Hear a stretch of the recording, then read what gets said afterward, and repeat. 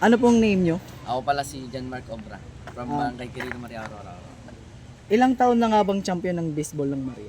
Sa sa paglalaro ko nasa ano sa 8 years ng champion ng Maria sa baseball. Ano nga ba ang ginagawa ng isang baseballista?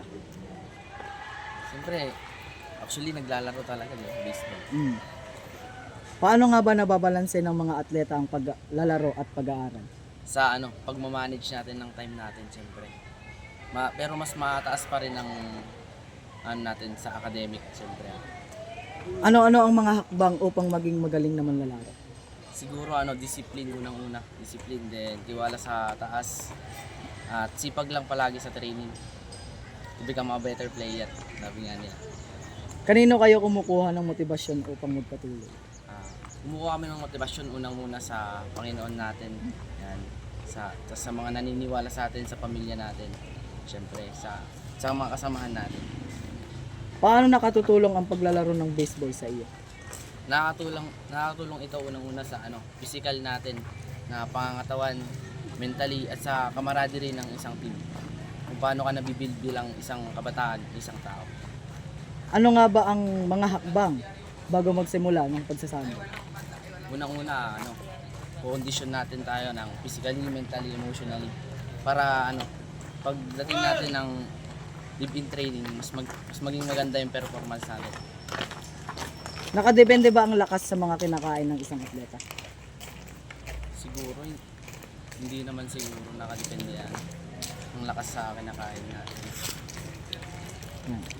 Yun lang. Anong name nyo? Siron James M. Basilio. Paano mo nababalanse ang paglalaro at pag-aaral? Sa time po, kung meron po tayong oras para mag-aral o oras mag-training.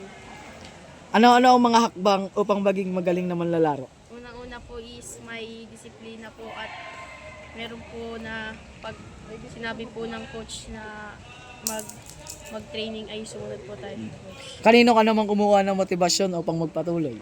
Siyempre po, unang-una po sa kay Lord po at sa aking pamilya po. Paano nakakatulong ang paglalaro ng baseball sa'yo? Sa physical health po. Ano naman ang benepisyo ng paglalaro mo ng baseball? Nakakatulong po to sa kalusugan at sa ating bayan po. Ano-ano ang mahalagang bagay sa paglalaro? Una-una po is disiplina at pagiging mabait po. Gaano ba katagal ang proseso ng pagsasanay?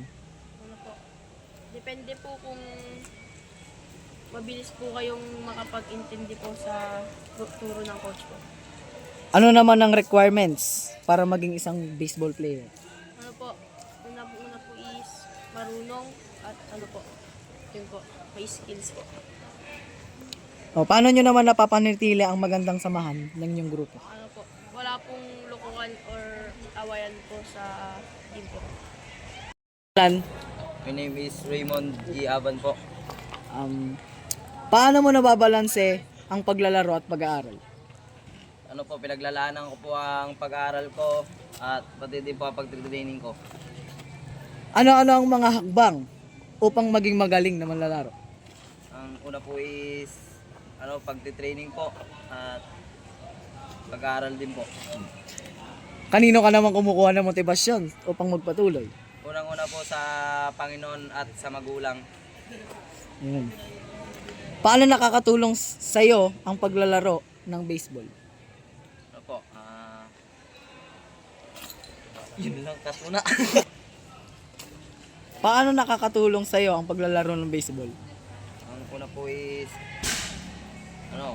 sa mga grades ko po, dito po tumataas and dito din po nakilala ang aming paaralan na palagi po nag-champion. Ano naman ang benepisyo ng paglalaro ng baseball? Una po is yung mga pampalakas sa mga katawan, tapos marami po mga gamit. Ano-ano ang mahalagang bagay sa paglalaro? Unang-una po is disiplina at mga skills para sa mga isang manlalaro. Gaano ba katagal ang proseso ng pagsasanay? Mga depende po sa days ng pagte-training. Ano nga ba ang mga requirements para maging baseball player? Ang una po is skills and discipline. Paano nyo napapanatili ang magandang samahan ng grupo? Sa pagtitiwala po sa bawat isa and sa pamumuno ng captain ball po namin. Ang name nyo? Ako po si Robert Colby Estimada, nakatira sa Barangay Quirino, Maria Aurora. Paano mo nababalanse ang paglalaro at pag-aaral? Sa pamamagitan po ng pagkuhan po ng oras, paghati-hati ng oras. May oras na paglalaro, may oras din na pag-aaral. Ano naman ang mga hakbang upang maging isang magaling na manlalaro? Upang sa aking opinion po, paano maging magaling na manlalaro. Dapat kailangan mo magsipag sa pagtitraining. Huwag mong papabayaan ng pag-aaral mo. Nakapokus ka sa dalawang goal mo. Mag-aaral ka tapos maglaro ka. Kanino ka naman kumukuha ng motivasyon upang magpatuloy? Sa unang-una po sa ating Panginoon dahil ginagabayan niya po ako sa lahat ng aking mga ginagawa at sa magulang ko po na sumusuporta sa akin palagi. Paano nakakatulong ang paglalaro ng baseball sa'yo? Para po sa akin nakakatulong ito upang ginagawa ko po itong inspirasyon sa pang-araw-araw at mas pinapagaan niya po ang kalooban ko. Ano naman ang benepisyo ng paglalaro mo ng baseball? Ay nakakatulong po ito dahil binibigyan niya po ako ng mga gamit at mga patuloy po silang nagsusupply ng magagandang gamit at maraming mga pagkain na binibigay sa amin. Gaano ba katagal ang proseso ng pagsasanay? Sa palagay ko po ay nasa 2 years o higit pa dahil doon ako natuto ng baseball sa matagal na panahon. Ano nga ba ang requirements para maging baseball player? Mga requirements po ng baseball player ay maging disiplinado at sumunod sa mga patakaran ng ating coach. Paano nyo naman napapanatili ang magandang samahan ng grupo? Pagiging kwan po, pagiging matulungin sa kapwa at magtulungan tayo para makaangat ang lahat, hindi lang iisa ang gumagalaw. Ano pong name nyo po, sir? Francis Hermosura. Bilang isang coach po, paano nyo po nababalanse ang pagtuturo sa klase at pagiging coach po? Yun, actually mahirap talaga. May time na mag-excuse dito sa training. Half day dito, half day doon. Then, mag-iwan ng mga activities, gano'n. Tapos, sa gabi naasikaso yung mga... So, gano'n talaga kailangan time management. Ano naman po yung challenges ninyo po during and after ng laro po? Ang mga challenges una sa sa oras.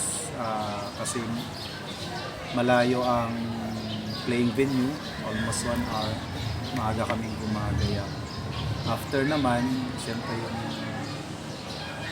pag-uwi na namin, tapos yung mga darat na trabaho sa after ng game. Ano naman po ang nagsisilbing motivasyon nyo po para magpatuloy po sa ating coach? Yung mga bata, nakaka-motivate na turuan sila kasi ang aim namin magamit nila ito sa pag-aaral nila in college, maging varsity sila one day. Paano nyo naman po nadidisiplina ang inyong mga atleta po?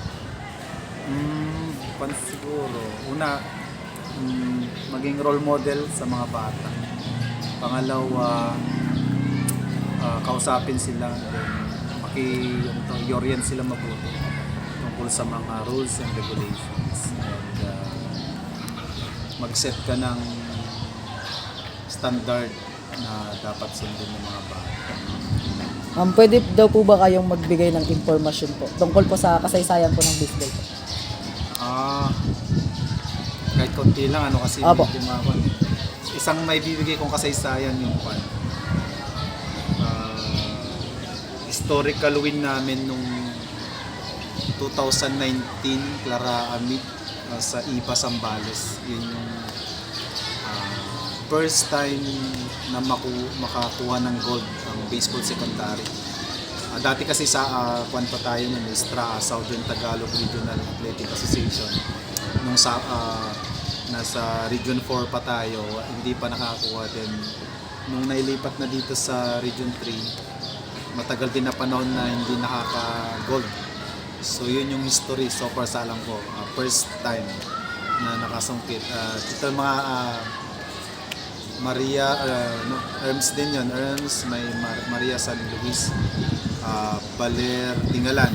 Kombinasyon yun ng mga all-out, parang all-star yun ng Oro. Yun lang po. Salamat po. You're welcome.